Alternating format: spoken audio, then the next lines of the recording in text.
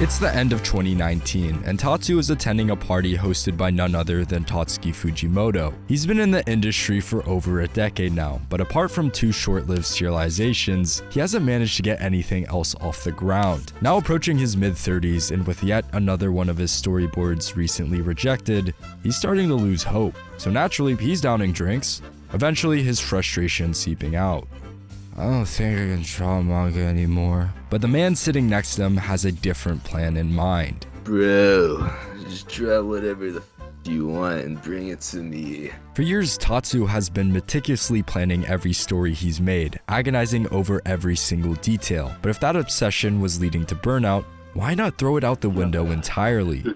Oh! He's levitating! Oh my god! Tatsu stumbles home later that night and immediately starts flipping through his notebook, looking for anything to get the ball rolling. That's when he spots it. In the corner of his eyes, the scribbled words, Sadako vs. Kayako. You know, the shitty movie where the ghost from the ring and the curse from the grunge fight each other. That one. And without a further thought, he does something he hasn't done in years. With no plan and no plot in mind, he starts drawing, and soon enough, he can't stop. 2 weeks later, the storyboard is finished. 2 months later, a serialization meeting is scheduled. And a year later, Dandadan begins its publication. It's an overnight success. Within just 48 hours of its release, over 1 million people have read it. Not long after, Volume 1 hits and immediately flies right back off the shelves. Then the anime gets announced. And when it airs, it shatters records left and right. Right now, Dandadan is everywhere. Your favorite mangaka loves it, your favorite YouTuber can't stop talking about it, and TikTok won't shut up about it. But what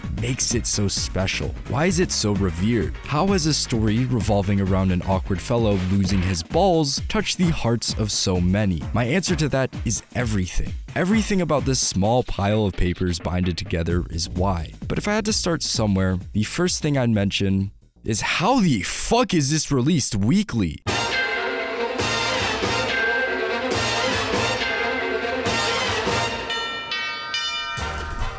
Read any chapter from Dandadan, and the first thing you'll notice is its incredible art. Chapters are already longer than your normal 19 pages, and yet they'll be double spread after double spread, and the very next week, there'll be another 3. Even the artist for One Punch Man, responsible for panels like these, thinks Tatsu isn't human, and his range is no joke. Aliens, kaiju, Gundams, dragons, Okarun drip. There is nothing this man cannot draw. Fights burst onto the page, hands menacingly clap from one panel to another. Okarun shoots across a page and crashes into the next. And the craziest part, Tatsu draws most of it traditionally, with pen and paper. How?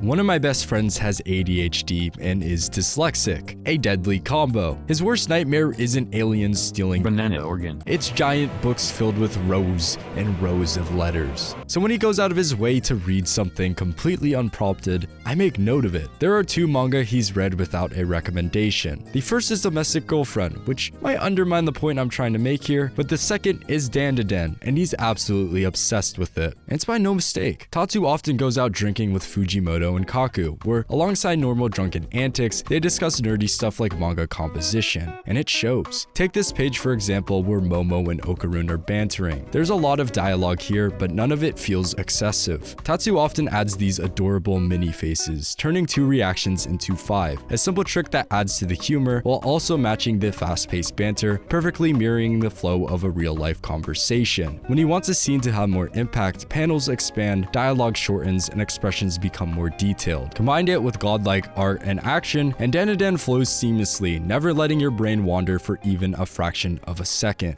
One of Dandadan's biggest inspirations is Berserk, a series that Tatsu believes should win a Nobel Prize, and preach, my glorious king. However, at a first glance, the inspiration isn't that obvious. Besides the crisp line work and clarity, Dandadan and Berserk have very, very different things going on. The inspiration comes from its realism, not in the sense that you'll walk outside and see Zod circling the skies, but in the way the world and characters are so well written that they feel real. It's a quality Tatsu tries to maintain, even in a story as ridiculous as Dandadan. Dandadan, and I think he's pretty successful. Even when humans are turning into cans of cola, Dandadan still manages to feel grounded. Every yokai and alien is based on folklore, urban legends, or an amalgamation of myths and conspiracies. Tatsu loosely builds upon existing ideas, blending theories with believable explanations. Why do aliens abduct cows? Well, it's because their blood is milk. The guys that want your family jewels, the Serpoians, are based off Project Serpo, a giant rabbit hole. Based on the Rose Belt incident, another giant rabbit hole. These things are never meant to be taken seriously. Tatsu isn't some huge conspiracist, but by intertwining all these theories together into a cohesive world with rules and motives, it makes it feel realistic. It also helps that the characters always react genuinely to the absurdity around them. Okarun is a nerdy guy obsessed with the occult, but that's it. When he runs into Nessie, he knows about everything you'd find on its Wikipedia page. What he doesn't know though is that this Nessie can shoot fucking laser beams. So naturally, he quickly scrambles away while trying to figure out what the hell to do. But I think what truly sets Dandadan apart from a lot of other manga is that on top of the insane action, breathtaking artwork, and humor, it still manages to depict some of the most heartwarming and believable relationships between characters, most notably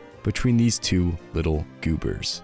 I could go on and on about Momo and Okarun's dynamic, the way they push and pull at each other, but you probably have heard it all already. And if you watch the anime, you definitely have already experienced it. So instead, I'm going to share one of my favorites, a single easily overlooked detail that I think perfectly encapsulates their relationship. In chapter 2 of Dandadan, we catch a glimpse of Momo's room. It's pretty much what you would expect, a pink color scheme, a few plushies, jackets, games, and 2 posters of her favorite movie star Ken Takakura. Fast forward 60 chapters, and for reasons I won't specify, Momo's house unfortunately goes bye-bye. Luckily, with the help of Mr. Shrimpman and their universe's equivalent of Minecraft Steve, they have access to nanoskin blocks, alien tech that reacts to your brain signals and lets you recreate anything you imagine. It takes a bit of trial and error, but eventually they get the hang of it and manage to rebuild the house. Yet, the romantic implication doesn't happen for an entire 16 more chapters. In chapter 78, we get to see Momo's room for the first time since it's been rebuilt. At a first glance, it's nearly identical. The same layout, the same plushies, and the same cozy atmosphere, except for a single thing.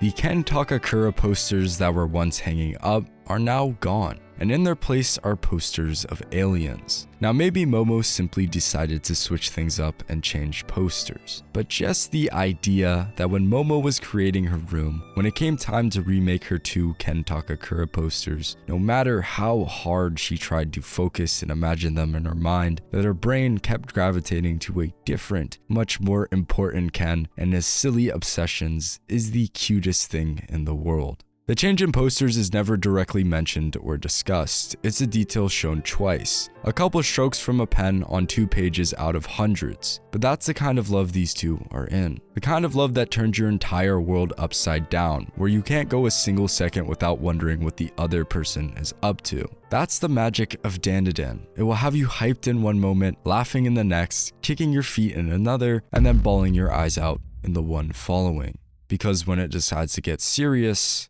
it doesn't hold back. In episode 7 of Dandadan, we experience the backstory of acrobatic Silky, a single mother enduring a life so harsh, it would mentally break most. Her days are consumed by relentless struggle. To make ends meet, she works multiple jobs, going as far as to sell her own body to scrape together a little extra cash. Yet, amidst all the cruelty, there is but a single thing able to melt her despair. A single glimmer of hope. For that smile. For that laugh. For all those fleeting moments of innocence that lift the weight of the world off her shoulders. For her. All those soul-wrenching hours spent slaving away and all the sacrifices she's made, none of it matters. So long as that light exists, everything will be okay. Until it isn't.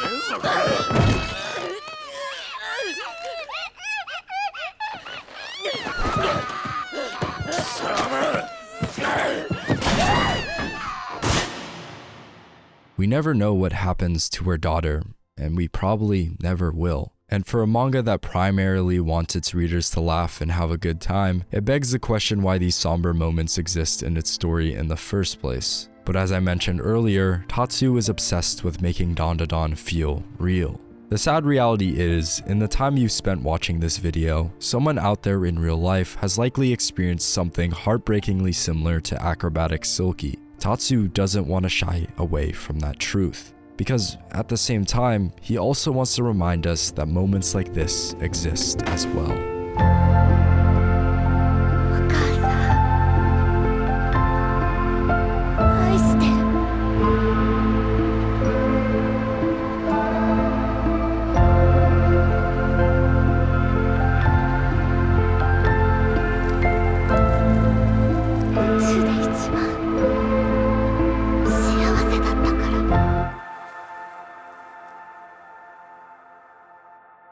I just want to mention that this backstory is 11 pages long in the manga. The later backstories are multiple chapters long. You are not ready for what's to come, and I will never be ready to use an umbrella ever again. Yokai are beings filled with distress and hate, beings that were once human, beaten and disheveled by the cruel world surrounding them over and over and over again, until they turn into a husk of who they once were, cursed to roam the earth, tragically fated to repeat the same harm inflicted upon them onto others. When Ira is introduced, she's insufferable, a manipulative bitch spinning a web of lies to secure her status at the top of the social ladder. But take her down, let me play that one more time. Take her down a peg or two, and you'll realize that she's just desperately clinging on, terrified of finding herself at the bottom all alone. Toss them a bit of sympathy and kindness, and oh, that's all they were ever looking for. That's all they ever wanted. Tatsu had his fair share of misfortune. He couldn't find a job out of college. While juggling multiple jobs as an assistant to other mangaka, many would scam him and not pay. Series after series would get rejected, axed, or thrown back to the drawing board, and eventually he was ready to throw in the towel. Dandadan almost never happened, and never would have happened if his manager at that convenience store didn't compliment the doodles he scribbled on the back of receipts, or if Fujimoto hadn't slipped him an extra 1,000 yen so he could afford a nice hot meal, or if, when he was about to give up, Lin didn't fully believe that all he needed was the right opportunity to show off who he was. Lin was completely right. Dandadan is so unabashedly Tatsu. His respect for Berserk, his love for the occult, movies, and the entire industry. His passions seep into every corner of the series. It leaks through his art, his references, and his silly yet often heartfelt dialogue. When you push past Dandadan's absurdity, you're left with a bunch of fucking idiots. But man, are they the most lovable, kind, goofy idiots you'll find. And it's in those moments at that famous dinner table that capture it best, where a group of misfits, brought together by pure coincidence, crack jokes, and occasionally almost murder each other, but always, at the very same time, instill hope in one another of a kinder world. It's a scene that occurs after every arc, and what I believe to be the backbone of the series. I didn't mention it earlier, but Dandadan could have easily started way before 2021. But Tatsu voluntarily chose to continue working as an assistant for Chainsaw Man in Hell's Paradise, wrapping up both series before he started Dandadan, because that's just the type of person he is. A person who has lived life, been beaten up by it, but always managed to stand up again thanks to the help of others. Thank you John Jatan and the rest of my lovely patrons. This video is extremely messy, but hopefully you guys enjoyed it. Have a great day.